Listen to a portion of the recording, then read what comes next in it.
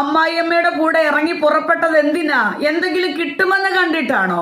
എന്തെങ്കിലും നേടാമെന്ന് കണ്ടിട്ടാണോ? വയലിന്റെ ഉടമയാകാന്ന് കണ്ടിട്ടാണോ? ഒന്നും കണ്ടിട്ടല്ല അവൾ ഇറങ്ങിയത്. അമ്മ, നിന്റെ ദൈവമാ എന്റെ ദൈവം, നീ സേവിക്കുന്ന ദൈവം, ആ ദൈവമാ എന്റെ ദൈവം. അതുകൊണ്ട് നീ എവിടെ പാർക്കുന്നോ ഞാൻ അവിടെ പാർക്കും. നിന്റെ ജനം എന്റെ ജനം. ഇറങ്ങി പുറപ്പെട്ടത് കൊണ്ട് അവൾ ആരായി മാറി?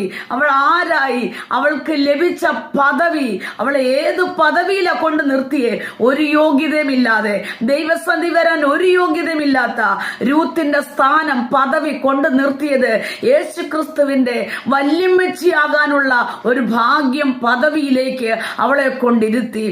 സ്തോത്ര.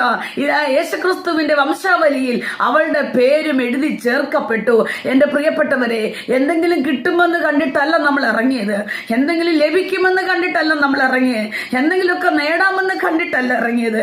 ശൂന്യതയിൽ ദൈവശബ്ദം കേട്ട് ദൈവവേലയ്ക്ക് വേണ്ടി ഇറങ്ങി തിരിച്ചിട്ടുണ്ടെങ്കിൽ, ദൈവനാമത്തിന് വേണ്ടി ഇറങ്ങിയിട്ടുണ്ടെങ്കിൽ, ഹല്ലേലൂയ, നമ്മളെ കൊണ്ട് നിർത്തുന്ന ഒരു പദവിയുണ്ട്.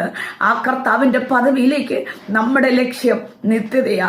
ക്രിസ്തുവിന് വേണ്ടി, കർത്താവിന് വേണ്ടി ശക്തിയോടെ നിൽപ്പാൻ, പ്രവർത്തിപ്പാൻ, ഓടുവാൻ, അധ്വാനിപ്പാൻ, ആത്മാക്കളെ നേടുവാൻ കർത്താവ് നമ്മളെ ശക്തീകരിക്കട്ടെ, നമ്മളെ ബലപ്പെടുത്തട്ടെ. കൂലി കണക്കിടുന്നത്